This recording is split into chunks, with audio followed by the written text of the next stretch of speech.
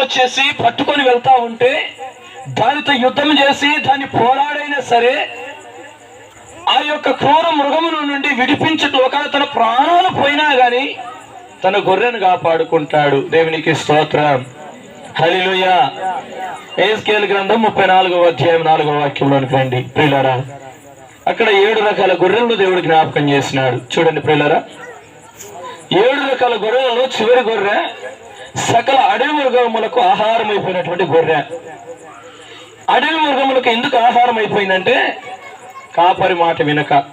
చూడండి ప్రియులారా, కాపరి మాట వినుంటే ఏమాత్రము కూడా దానికి ఆపద వచ్చేది కాదండి.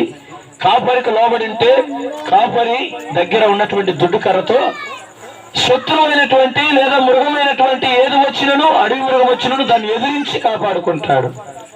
ఈ రాత్రి వేళ సమయంలో ప్రియులారా, యేసుక్రీస్తు ప్రభు గురించి నేను ఈ రాత్రి వేళ సమయంలో జ్ఞాపకం చేస్తున్నాను. యేసుక్రీస్తు ప్రభు ఎవరయ్యా అంటే గొర్రెలకు మంచి కాపరి. ఈ గొర్రెలు ఎవరయ్యా అంటే యెహెజ్కేలు గ్రంథం 34వ అధ్యాయం 31వ వాక్యంలో రాయబడింది, ఈ గొర్రెలకు మనుషులకు మీరే అన్నాడు. గొర్రెలు ఎవరంట? మనుషులైన మీరే అన్నాడు. చదవండి అన్న 34వ అధ్యాయం 31వ వాక్యం. నా గొర్రెలను నేను మేపుచున్న గొర్రెలకు మీరు మనుషులు. దేవునికి స్తోత్రం. గొర్రెలు గొర్రెలు అన్నాడు. ఈ గొర్రెలు ఎవరు? మనుషులు. ఇక్కడ రాయబడినటువంటి మాట నేను జ్ఞాపకం చేస్తున్నాను ప్రియులారా. నేను గొర్రెలకు మంచి కాపరి అన్నాడు. మంచి కాపరి తన గొర్రెల కొరకు తన ప్రాణాన్ని పెడతాడు. అయితే మంచి కాపరైనటువంటి యేసుక్రీస్తు ప్రభు గురించి నేను తెలియజేస్తున్నాను.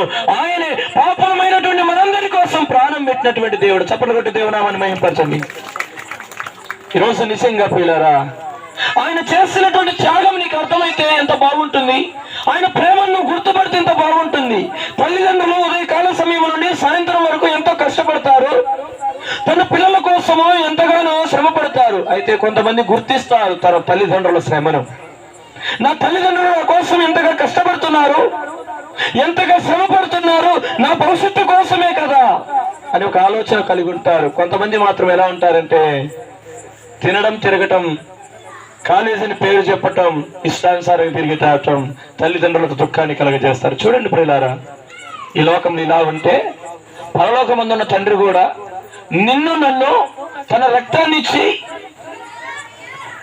పరిశుద్ధపరిచి పవిత్రపరిచి తన సంఘములో తన సభ్యులుగా మార్చుకున్న తన చిత్తం అయితే, తండ్రి చిత్తానికి లోబడేవారు కొందరైతే తండ్రి చిత్తానికి వ్యతిరేకంగా తిరిగేవారు కొందరు ఉన్నారు.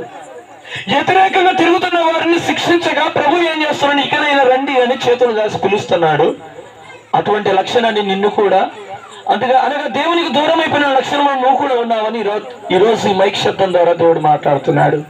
నేను ఎక్కడ తప్పిపోయినాను అనుకోవచ్చేమో, నేను ఎక్కడ జారిపోయినాను నువ్వు అనుకోవచ్చేమో. నిజంగా ఈరోజు ఈ రాత్రి వేళ సమయంలో కీర్తన గ్రంథం 139వ అధ్యాయంలో రాయబడినటువంటి 1, 2, 3 వాక్యములు చదువుతాం. చదవండి ప్రియులారా. యెహోవా నీవు నన్ను పరిశోధించి తెలుసుకుని ఉన్నావు, నేను కూర్చుండుట నేను లేచుట నీకు తెలుసును. చదవన్నానా? కీర్తన గ్రంథం 139వ అధ్యాయం 1, 2, 3 వాక్యములు. యెహోవా నీవు నన్ను పరిశోధించి తెలుసుకుని ఉన్నావు, నేను కూర్చుండుట నేను లేచుట నీకు తెలియను. నాకు తలంపు పుట్టక మునిపే నీవు నా మనసును గ్రహించుచున్నావు. నా నడకను నా పడకను నువ్వు పరిశీలన చేసి ఉన్నావు. నా చర్యలన్నింటినీ నువ్వు బాగుగా తెలుసుకొని ఉన్నావు. యెహోవా మాట నా నాలుకకు రాకమునుపే అది నీకు పూర్తిగా తెలిసి ఉన్నది. ప్రియులారా చూడండి, చాలా సంగతులు అక్కడ రాయబడినాయి. అయితే అన్ని చెప్పుకోవడం కోసం ఇప్పుడు సమయం కుదరదు కనుక కొన్ని సంగతులు నేను జ్ఞాపకం చేస్తాను. నువ్వు కూర్చుండడం తెలుసు, నువ్వు లేచుట తెలుసు, నువ్వు తలంచే తలంపులు కూడా ఆయనకు తెలుసు.